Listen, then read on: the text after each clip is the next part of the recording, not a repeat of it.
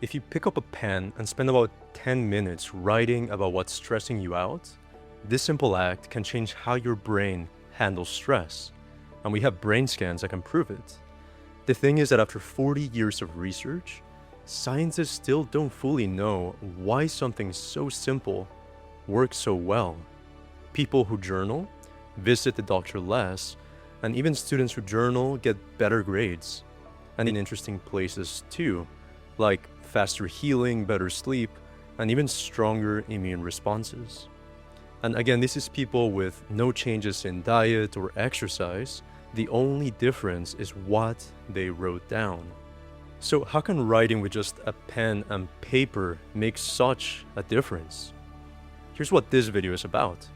Why journaling works, the 4 ways that writing affects your brain, and the science behind each one. We'll look at real studies with really interesting findings and some common myths. By the end, you'll have a page you can fill out tonight and know exactly why it works.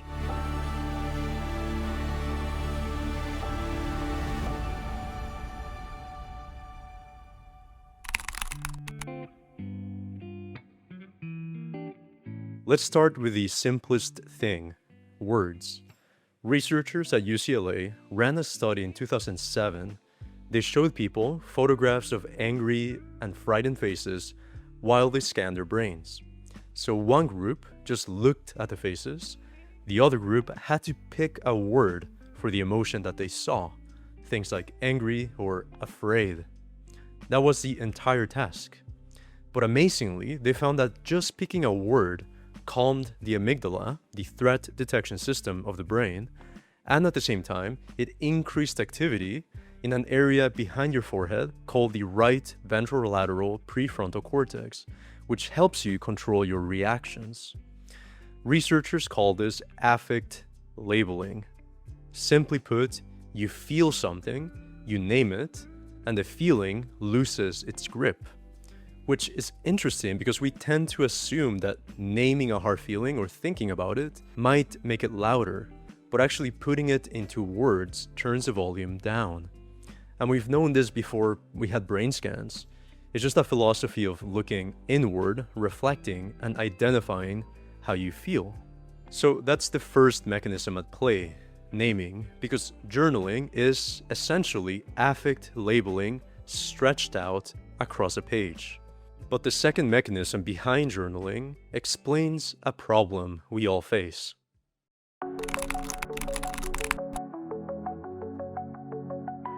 Now here's the thing, your brain doesn't like leaving things unfinished. You might keep thinking of a text you didn't answer, a bill that you forgot to pay, or maybe something you wish you'd said last week. Things like this stay in the background, repeating in your mind, and taking up attention. And there's a study on this from 2011 with a quite fitting title, Consider It Done, where researchers gave people a list of unfinished tasks, and those tasks started to distract them, even affecting their performance on unrelated reading tests. Then the researchers asked them to write down a plan, when, where, and how they would do each task. And the mental noise stopped. Just writing the plan made people feel as if the job was already finished. Again, you're not solving the problem, you're just moving it out of your mind so you don't have to keep thinking about it. Psychologists call this cognitive offloading, and it makes space for you to think. But there's one important detail. Making a vague plan doesn't help. The effect only worked when people truly intended to follow through, and they tracked with whether they actually did the task later on. So your brain knows the difference between a real plan and a fake one. And this little trick pays off. One of my favorite examples comes from a sleep lab at Baylor. They split people into 2 groups. One group spent 5 minutes before bed writing tomorrow's to-do list, while the other group only wrote down what they already did that day. The to-do list group fell asleep faster, and the longer and more detailed their lists, the quicker they actually fell asleep. Now, the next mechanism behind journaling is a little bit different because it changes the way you write about yourself.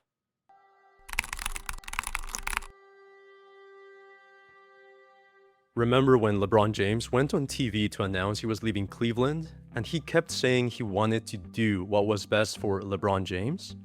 You can view it as arrogance, but I think he stumbled onto a technique our brain loves.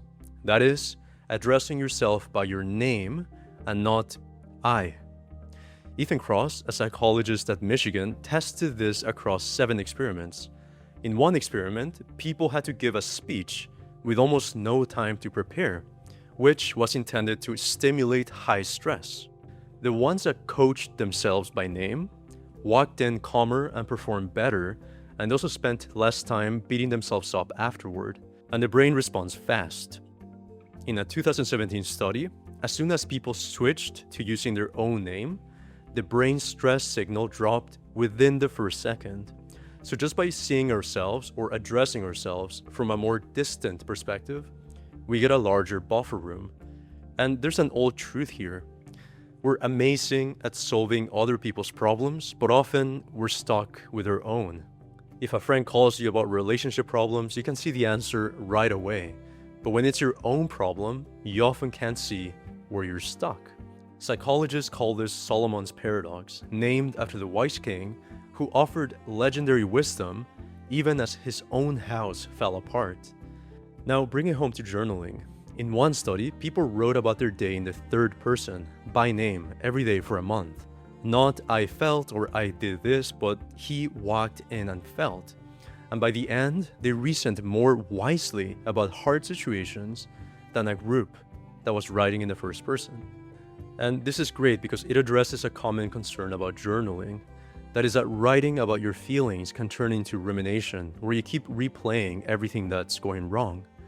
But scientists have found the difference.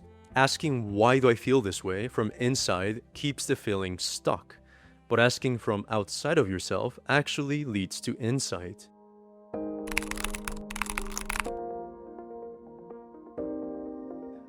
We don't remember our lives as a list of facts. We remember them as stories, and the story you tell yourself matters way more than you might think. Dan McAdams, a psychologist at Northwestern, has spent his career on this, and his research shows that when people tell their story as something good turning into bad, they tend to do worse. People who tell it the other way, as bad turning to good, or as failure that taught them something, or a low point that led somewhere else, they tend to be happier and healthier. Now, it's a correlation, and it's partly shaped by your culture and upbringing, but the pattern is there, and it's enough to take seriously. So in journaling, how we write about what happens to us is equally important. A team of researchers reviewed the writing of 177 people from earlier studies. The people who got healthier weren't the ones who expressed the most emotion, but those whose words changed over time. What's interesting is they started using more words like realize, understand, because, and reason. They stopped describing what happened to them and began making sense of it. Worth noting, the clearest gains showed up in physical health more than mood. And those because words also appear when people write in the third person, so it all connects.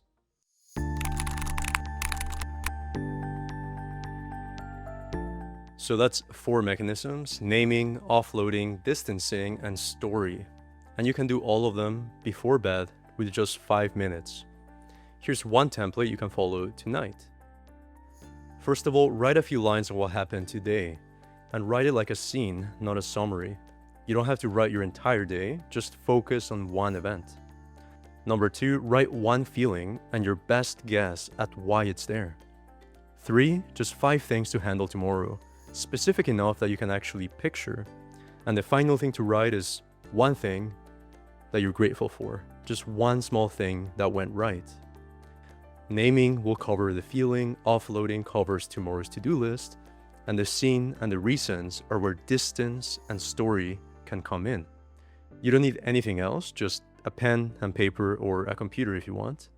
And one last thing, because it's one of my favorites, the most influential journal in history was never meant to be read. Marcus Aurelius wrote his journal during wars and plagues, leaving private notes to himself about how to stay steady and act more righteously. He never titled it or planned to publish it. But now, centuries later, we call it meditations. And people to this day still read it to feel less alone. He was doing exactly what we've been talking about, using a page to think more clearly and steady himself. And for me personally, I've kept a journal for years, and the science is only one part of the reason. The rest is that I love that I can open it up and revisit a version of myself I might have forgotten. The highs and the lows, kept somewhere outside of my memory, here. For me, that alone is reason enough to do it. You don't have to journal every single day or do it perfectly. Most of the benefit comes from showing up, and when you can simply pay attention, naming what you notice, and stepping back to reflect. So tonight, just give it 5-10 minutes. Your brain and body might not thank you right away, but months from now, your future self almost certainly will. Thank you for watching, and if this video helped you see your notebook differently, help me share it with someone who might appreciate it and like the video. It helps us more than you would think. And also, let me know in the comments, how do you like to journal and what do you like to journal about? Also, let me know if you want more videos like this one about the benefits of journaling, writing, and how to do it. There's so much research, and I'm happy to cover it if you want. And make sure you subscribe so you don't miss the next videos. Thank you.